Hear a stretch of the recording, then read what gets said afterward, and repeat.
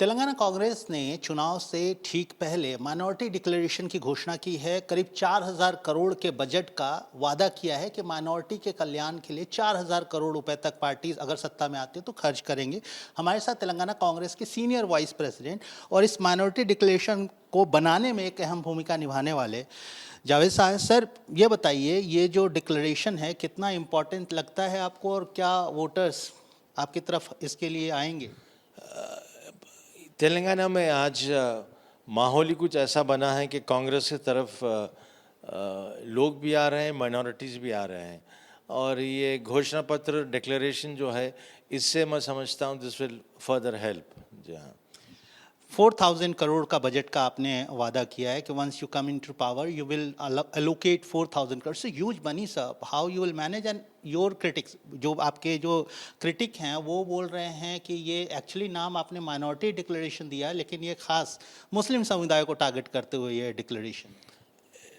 जी नहीं, देखिए, अब माइनॉरिटी में मेजॉरिटी तो मुस्लिम ही है, मगर क्रिश्चियन है, सिख हैं और दूसरे जो हैं उनको भी कवर एनकम्पस करता है, कवर करता है। तो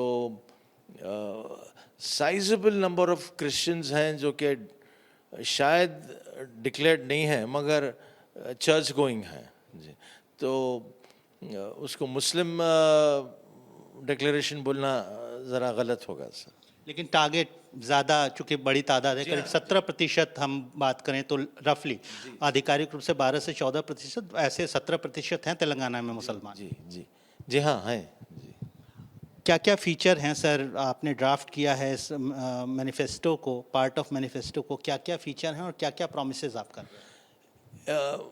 टोटल बजट तो जो है, इसमें क्रिश्चियन माइनॉरिटी फाइनेंस कॉरपोरेशन अलग है, तो जितना भी बजट होता है उसका 20%, माइनॉरिटी का जो बजट होता है 20% goes to Christian minority finance corporation.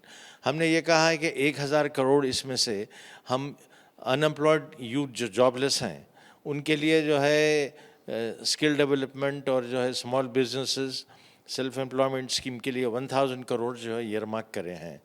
और विमेन डेवलपमेंट कॉरपोरेशन जो है उसके लिए 250 करोड़ किए हैं। तो वैसे जो we divided all this amount, fee reimbursement भी होती है, तो इन सारी चीज़ों को देखते हुए 4,000 ऐसा ऐसा बहुत नेग्लेक्टेड है minority in Telangana, and successive governments जो है काफ़ी नेग्लेक्ट कर रहे हैं, तो ये this would give a small fillip. आपने ये भी कहा है सर, इसके जो मैं पढ़ रहा था, जो आपका अनाउंसमेंट है, घोषणा पत्र है, उसमें ये कहा गया कि आप लोग पावर में आने के बाद 6 मंथ के विदिन आप एक सर्वे करवाएंगे, आप एक उसके बाद फिर एक फाइनल डिसीजन भी होगा। वो सर्वे क्या होगा, कैसे क्या करेंगे उसमें? जी नहीं, ये माइनॉरिटीज़ के जो सोशियो इकोनॉमिक कंडीशंस हैं उसके ऊपर, क्योंकि हम सुप्रीम कोर्ट में रिजर्वेशन का भी केस लड़ रहे हैं, तो उसमें दिस वुड बी हेल्पफुल कि socio economic condition of minorities क्या है, एंड क्योंकि most of them are below poverty line, and जैसे सचर कमेटी ने कहा कि worse in Dalit education and economic wise, तो उसको नए स्कीम भी लेके आने के वास्ते how it would help the community, तो उस पर भी जो है सोच विचार होगा ये सर्वे के बाद। एक और सवाल सर, अमित शाह केंद्रीय गृह मंत्री यहाँ आते हैं, बीजेपी के कद्दावर नेता हैं, बड़े नेता हैं, वो यहाँ आते हैं, बोलते हैं हम 4% जो आरक्षण है, जो मौजूदा आरक्षण है तेलंगाना में मुसलमानों को, वो हम ख़त्म करेंगे। यहाँ के जो अध्यक्ष हैं बीजेपी के, केंद्रीय मंत्री वो भी हैं, किशन रेड्डी, वो बोलते हैं कि उनकी सरकार आएगी 4% आरक्षण खत्म कर देंगे। वहीं बीआरएस ने प्रॉमिस कर रखा है 12% आरक्षण का। तो ये जो एक तो 4% जो मौजूदा आरक्षण खत्म होना है और ये 12%, ये क्या पेच है और उसमें कांग्रेस का स्टैंड क्या है? साहब देखिए, आप 12% तो जो है नामुमकिन है। वो चुप माइनॉरिटीज़ को मिसलीड करने की बात है, और उन्होंने जब से 4% को भी प्रोटेक्ट नहीं कर रहे हैं, तो 12 तो जो है चुप, जैसे मोदी जी ने 2 करोड़ नौकरी और 15 लाख अपने बैंक अकाउंट में डालने का वादा किया था, वो इसी प्रकार का एक जुमला है इनका। और बीजेपी सरकार पहले तो जो है बनना बहुत मुश्किल है तेलंगाना में। यदि अगर बन भी जाती है तो मैटर सुप्रीम कोर्ट में स्टे ऑर्डर है, तो इन्हों आकर उसको पहले स्टे वेकेट करना पड़ेगा, फिर डिसीजन लेना पड़ेगा, तो उतना आसान नहीं है। तो मतलब साफ आपका कहना है कि जहाँ चाहे वो बीआरएस का 12% का प्रॉमिस हो या बीजेपी का 4% को हटाने की, ये सिर्फ चुनावी जुमला है, कांग्रेस की नज़र में ये चुनावी जुमला है। बेशक बेशक, क्योंकि जो है एक इमोटिव इशू है, हम इनसे ले लेंगे और जो बैकवर्ड क्लासेस को जोड़ देंगे, तो यानी बैकवर्ड क्लास वोट्स जो है अट्रैक्ट करने के लिए।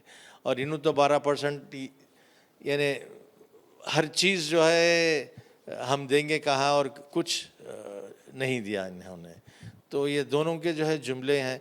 कांग्रेस एक रीजनेबल, पहले इस आरक्षण को जो है 5% दिए थे, हाई कोर्ट ने जो है उसको रिड्यूस करके 4% करा। तो ये 4% को ही हम कांग्रेस वायदा करता है कि हम डिफेंड करेंगे सुप्रीम कोर्ट में, और हम देखेंगे कि जो है ये we will ensure that this reservation continues. मेरा आखिरी सवाल साहब, कितना हेल्पफुल होगा ये माइनॉरिटी डिक्लेरेशन?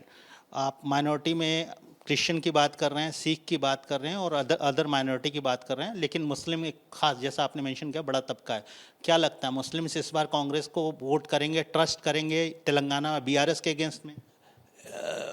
यकीनन करेंगे। एक तो ये कि जो है बड़े निराश हैं ये लोग, मुस्लिम समुदाय के लोग बीआरएस से, क्योंकि इनके झूठे वायदे जुमले बहुत रहे हैं।